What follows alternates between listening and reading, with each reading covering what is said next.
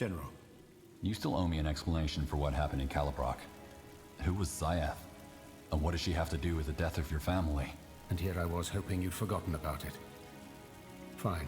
I promised you the truth, didn't I? I can tell you, but it's not exactly an uplifting story. Also, I imagine you have better things to do. If you don't want to tell me, that's fine. No, that's not it. I'm just not used to it. Sorry. Come, let's talk somewhere else. Somewhere with less people around. Well then, you've heard about the Bloodburn, haven't you? Yes. Good. Then you know it only affected people who weren't magically gifted. I already told you in La that my family, my wife, and my boy died from the Bloodburn. What you don't know, though, is that I could have prevented it. I thought Cyiaeth was responsible, but she was right. I'm to blame. To make it short, when the Bloodburn first surfaced, I refused to see it for what it really was.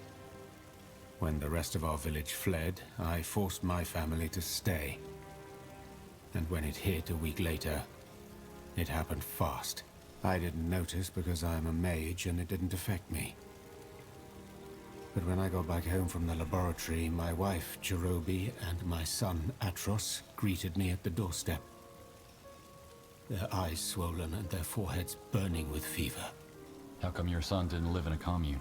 Because we didn't live in Calibrok, but in a small village near the coast. Most children there are brought to the Calibrok communes when they come of age, but there are exceptions. What was your profession? I told you I was a mage of the intelligence. A scholar. Yes, but how did you provide for your family? Research alone doesn't pay for food. It does in the realm. If you're a part of the intelligence and the council deems the focus of your work worthy, it will provide for you as long as you pursue your studies. That's what Cyiaeth and I did in that village. We studied the nature of life and death. What were they like? Atros and Jerobi. Different than me. Atros was only 7 when he died, but he took after Jerobi. Good-hearted and optimistic. I never understood how she did it. She had been through hell, and yet she didn't let it bring her down. Still don't understand what she saw in a pessimist like me. I understand her. You're intelligent and you're kind. What makes you think I'm kind? I don't know. It's just something about you. You're distant and withdrawn, but I can tell. If you say so. Why didn't you flee with the others? Well, what I told Jerobi was that the rumors were superstitious nonsense. A plague that spreads through a song in the wind. Nonsense. Only that wasn't the full truth. Mostly I ignored it because I was too absorbed with myself. All I cared about was my work. My experiments. I was on the verge of a breakthrough, and had I abandoned the laboratory, they would have failed. So I rationalized the danger, and stayed. I spent the next fortnight watching them die. And there was nothing I could do. All my life I'd spent studying the nature of life and death. Yet they withered away right before my eyes. You're a mage. Did you try to heal them? Of course I did. But it was pointless. And even though I tried to tell myself otherwise, I knew it the moment they opened that door. Huh. And that's when you broke ties with the realm? Ugh, I didn't break ties. I just ran. To tell you the truth, I don't even remember. It was all blurry. Fragments. I must have spent at least a moon in my home, drinking myself to oblivion. When I finally came to my senses, I was lying in an abandoned fisherman's hut somewhere in the swamps, covered in dirt and bug bites. That must have been just weeks before you met Tahar, right? Yes. Have you ever lost someone, General? Someone who was the world to you? Not like you have, no. Then you can't know how it feels. That kind of pain. It never goes away. Every day it's like I'm walking through this fog. And while I know I'm alone, I can still see their silhouettes up ahead. reminding me of what once was, and what could have been if I hadn't murdered them. Cyiaeth was also an intelligence scholar, and we worked together in the laboratory. Just a few weeks before I came here, I found out that she'd been to a village the Bloodburn had infested long before it came to ours. So I shifted the blame onto her. Had she told me how dangerous the Bloodburn was, I would have fled with the others, I told myself. It was nonsense, of course, and she was right. I ignored the warning signs even when they became so evident that she left. And all because I was too arrogant to abandon my research. I killed them. You didn't kill them, Raith. You made a mistake. The result's the same. I know we hardly know each other, but still. If you ever need someone to talk to, I'm here. Thank you. But I never saw the point of talking. What does it change? I guess if there really is a silver lining to everything, then mine is that their death made me realize something. Ultimately, we're on our own.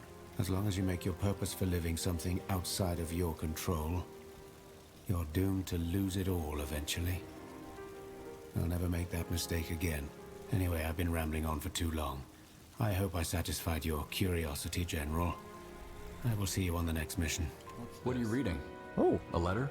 What? It's nothing. All right.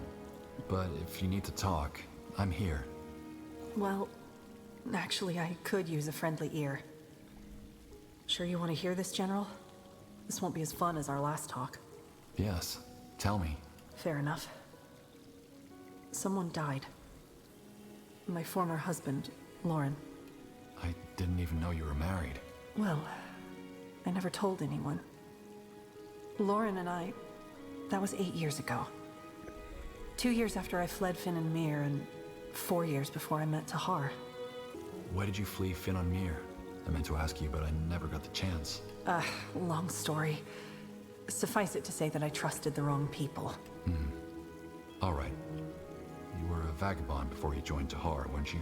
Yes, I was. A traveling healer. I see. So, who was Loran? How did you meet? In the woods of Highmark. He was a forester. I had made camp in a clearing, but must have eaten something bad for dinner. Because when I woke up the next day, I had terrible stomach cramps. I tried to push on, but I couldn't even move without throwing up. So instead, I spent the whole day lying in my tent, puking my guts out. The problem was, my provisions were almost gone, and I was severely dehydrated. I guess Loran found you? Found me, took me to his village, and nursed me back to health. When I had fully recovered, he offered to let me stay, and that I did. For 2 years. Just like that? No, not just like that. But if I were to tell you the whole story, we'd still be sitting here by dawn. It simply felt right. I don't know how else to say it. And you got married? After a year, yes. You see, Loran was a good man. One of these incredibly honest, genuine people who wear their hearts on their sleeves. Simply because they have nothing to hide. He was kind, caring, and beautiful. And though he knew he didn't have much to offer materially, he laid what he had at my feet. And all of that even though I wasn't even a good match. An exiled elf. A vagrant, a mage. There were plenty of other women he could have been with. But he wanted me. I still don't get it, to be honest. Did you love him? Yeah, I did. You make it sound as though Loran was perfect. Was he really? Well, not entirely, of course. He was a little too complacent sometimes and always went out of his way to avoid an argument. If it hadn't been for that, he could have easily become the village mayor. He simply didn't want it, though. He didn't have the ambition. As far as dark secrets were concerned, though, he had none. He was just good. And that's it. And the villagers didn't have a problem with you being an elf and him being a human? I would have thought so. But the people in Auchendale didn't, no. They actually respected me. Though Loran probably played a big role in that. The people loved him. So, what happened between you? Well, one day I woke up with a strange feeling. As though all of a sudden there was a huge leaden weight on my shoulders. Everything felt so alien, so wrong. Our bed, the flowers he had brought me the day before, everything. Even Loran himself. I wanted to tell him, but for some reason, the mere thought of it turned my stomach. So I left. I wrote him a letter, packed my things, and I left. And you have absolutely no idea where that feeling came from? Actually, this is the 7-year, now all of the chemistry is gone kind of feeling.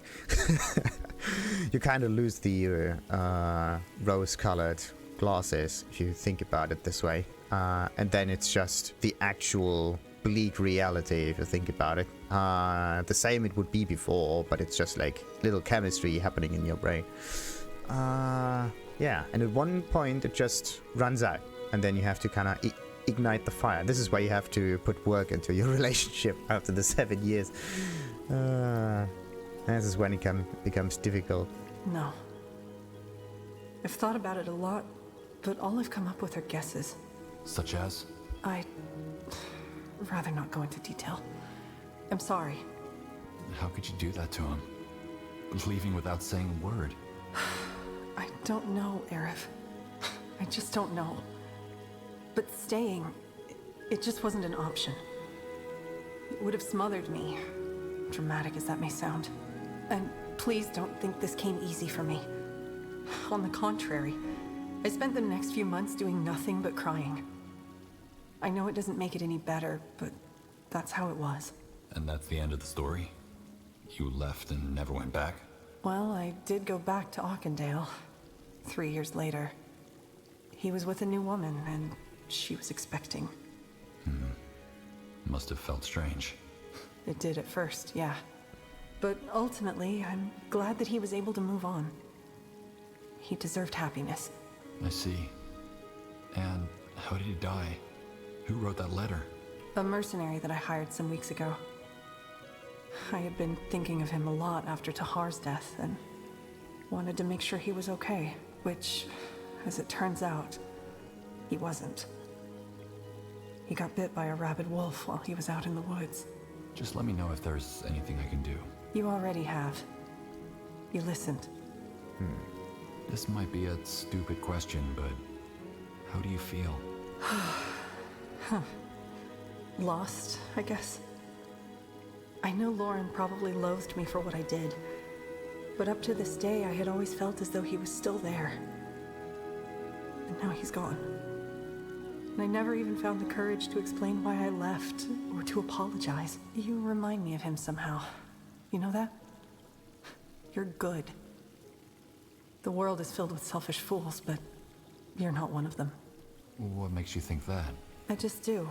You know, I've been with men and women since, but I always seem to cling to only the ones who don't love me. To the ones who do, like Loran. I'm like poison. Good thing we're just friends, isn't it? Right in the feels. And here I was about to recite my love sonnets. All 30 of them. Please, spare me. I need some time now, okay? I'll be ready when duty calls. Yeah. And thanks for the fish. Now, we are going into the Crimson Mines, probably. Yeah, because this is the follow-up mission. So, that means, let's get out of here and go to the other areas. Until next time, like, subscribe. Of course, this way around. Ta-ta.